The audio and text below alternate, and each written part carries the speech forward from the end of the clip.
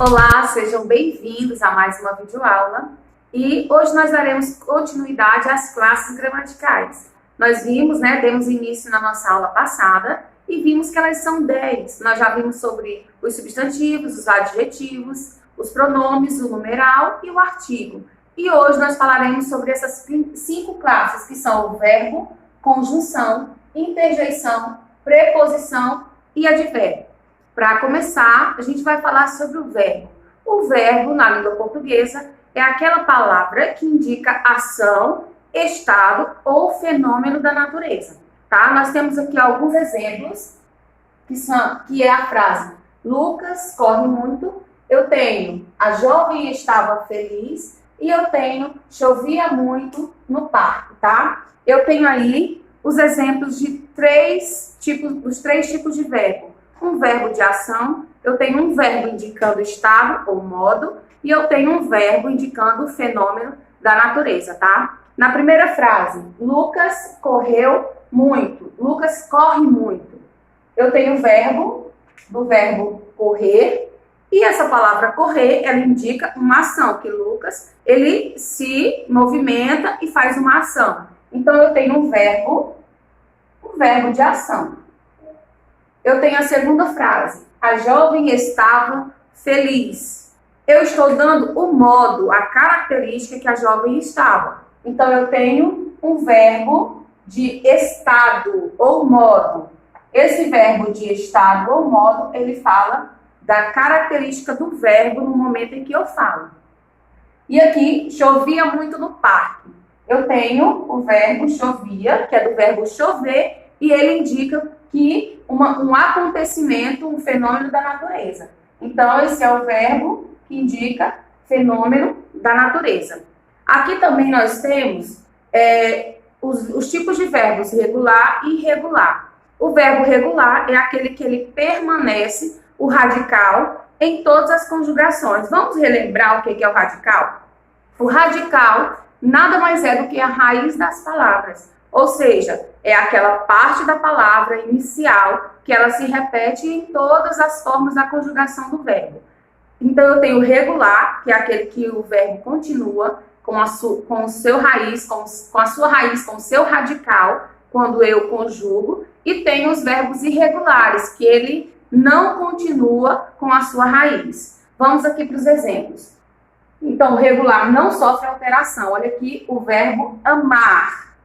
Eu amo, tu amas, ele ou ela ama, tá? Primeiro vamos identificar o radical do verbo. Eu tenho o am como radical, tá? Certo? Então, eu amo, continua o am, tu amas, continua o am, e ele ou ela ama. Nós amamos, vós amais e eles ou elas amam. Vai continuar o radical da palavra. Esses são chamados de verbos regulares por isso, porque eles continuam. Os verbos continuam fixos. Já nos verbos irregulares, isso é variável, ou seja, esse verbo sofre alteração. Olha o exemplo aqui, no verbo ser, tá? O verbo ser, ele sofre mudança no seu radical. Os irregulares são chamados assim, porque ele sofre essa mudança no radical. Então, eu tenho o verbo ser. Como é que eu conjugo? Eu sou. Olha aqui como é que começa esse radical. Vamos para o pronome pessoal, tu. Tu és, já se torna totalmente diferente do radical do começo. Então, por isso que ele é chamado de verbo irregular, tá? Os verbos também, eles têm os tempos verbais, que é o que nós conhecemos como presente, pretérito ou passado, que é a mesma coisa, e o futuro. Eles têm também os modos verbais, mas sobre os modos verbais nós estaremos falando em outra aula, tá? Então, você vai ficar aí com essa questão, que vai aparecer na sua tela, falando para você identificar se o verbo é um verbo de ação, se ele é um verbo de estado ou de modo, ou se ele é um verbo indicando o fenômeno da natureza. Agora nós vamos identificar nessas frases onde apresenta um verbo de ação, onde apresenta um verbo relacionado a fenômeno da natureza e onde apresenta um verbo relacionado ao estado ou modo, tá? Nós temos a primeira frase, Antônio gritou com Carlos. O Antônio fez uma atitude, ele fez uma ação. Então, primeiro identificamos aí o verbo, que é o verbo gritou, o verbo gritar, né? Então, ele fez uma ação, então é um verbo, eu tenho um verbo de ação. Ele permaneceu tranquilo. Nós temos o verbo permanecer, né? E estado, porque era o estado que ele estava, tranquilo. Nós temos a turma fala muito alto. Nós temos aqui fala, do verbo falar. Então, nós temos um verbo de ação. Hoje trovejou muito, verbo trovejar. E eu identifiquei um fenômeno, verbo de fenômeno da natureza. A menina estava doente. O verbo estar e indica um modo, né? O estado que ela estava, modo ou estado. Então, é um verbo de estado. E nós temos aqui choveu semana passada. O verbo chover, identificando aí um fenômeno da natureza, tá? Então, nós conseguimos identificar verbos de ação, verbos de fenômeno da natureza e verbos de estado ou modo. E a classe gramatical que falaremos agora é sobre conjunção. E o que é conjunção? É a palavra responsável por ligar orações, tá? E o que são orações? É uma frase que tem um verbo. Para ser oração, tem que ter um verbo dentro dessa frase. Nós temos alguns tipos de conjunções. Nós temos a aditiva, que é aquela que adiciona, né? E, mais, ainda, nem. Nós temos a adversativa, contudo, entretanto. Nós temos as alternativas, ora, ou, quer. Conclusivas, que como o nome já diz, conclui, assim, então, logo. E temos as explicativas que explicam, portanto, e porquê, tá? Eu coloquei uma frase para nós estarmos identificando a conjunção nela. Maria foi aprovada e quer comemorar. Vamos identificar onde aparece a conjunção aí nessa frase? Vamos observar os tipos de conjunção aqui? Eu tenho o i, né? Que é uma conjunção aditiva. Olha aqui onde ele aparece. Maria foi aprovada e quer comemorar. Mas eu sei que essa conjunção, ela liga. Então, vamos ver qual é essa ligação que ela está fazendo? Ela está fazendo a ligação. Para ela ligar uma oração, tem que ter o verbo dentro da oração. Vamos identificar? Maria foi aprovada. Qual é o verbo daqui? Foi. E quer comemorar. O verbo querer. Então, eu tenho uma conjunção dentro da oração com dois verbos e ela fazendo essa ligação, tá certo? Aqui nós temos exemplos de frases com algumas conjunções. Essa frase aqui é um exemplo de conjunção aditiva. Gostei da dica, mas, ou seja, está adicionando uma informação, mas farei do meu jeito. Vamos identificar, eu já sei que a conjunção que aparece ali é a conjunção mas. Vamos identificar quem que ela está ligando? Gostei da dica. Onde é que está o verbo nessa primeira parte? Antes da conjunção. O verbo gostar, não é isso? Mas farei do meu jeito. Depois da conjunção, onde é que está o verbo? Farei, certo? Do verbo fazer. Então, eu tenho uma conjunção ligando uma oração à outra. Vamos lá, vamos um exemplo com uma conjunção adversativa. Contudo, entretanto, né? Estudei, contudo, não passei. Eu tenho contudo ligando o verbo estudar ao verbo passar. Eu tenho uma conjunção adversativa. Aqui eu tenho uma conjunção alternativa. Ora quer sair, ora quer ficar. Então, eu já identifiquei a conjunção. Está aqui no meio e está ligando. Ligando quem? Vamos identificar os verbos querer e o verbo ficar. Vamos aqui olhar essa frase. Me esforcei, então colhi os frutos. Você já conseguiu identificar onde é que está a conjunção nessa frase?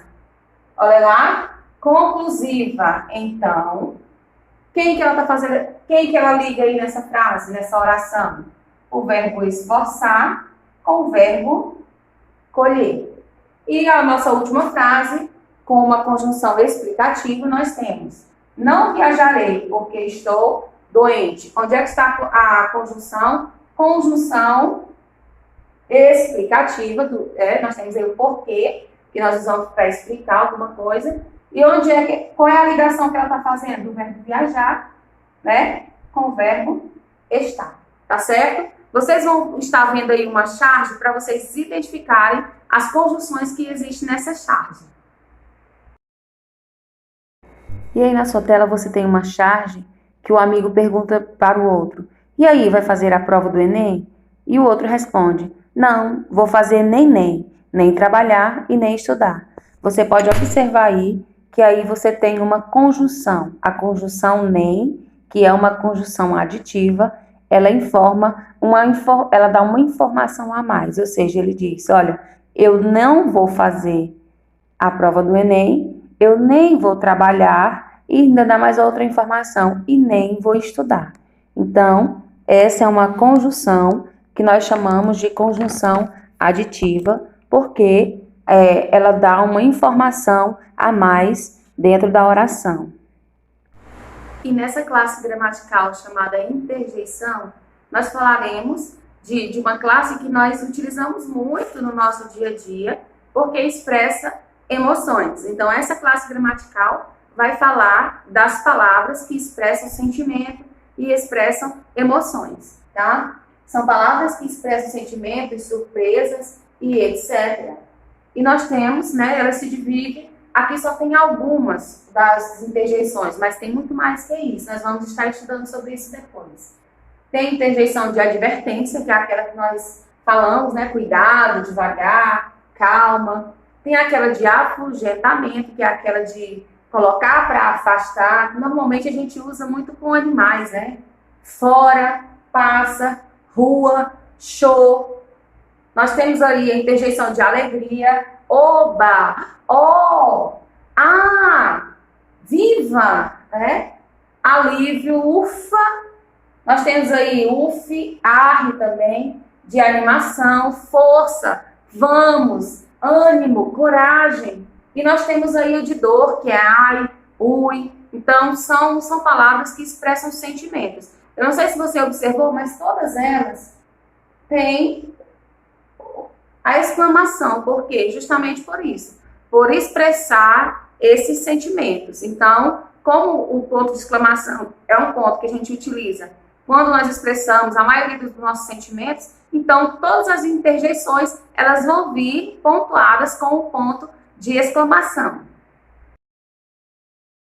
Eu dei aí o quadro com algumas interjeições, mas aí você tem um quadro completo mostrando todas as interjeições que existem, de advertência, alerta, cuidado, como eu falei, de afugentamento, de alegria, de alívio, de animação, de apelo ao chamamento, de aplauso, de aversão, de cessação, de desejo, de dor, de espanto, de impaciência ou de incredulidade.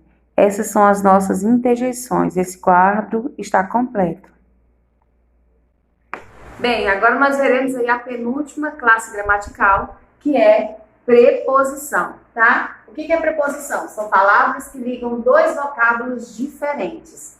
E essas palavras não se alteram, tá? Essas palavras não são variáveis, elas não sofrem variação. Tipo, mudar para o feminino ou para o masculino, para o singular ou para o plural, tá?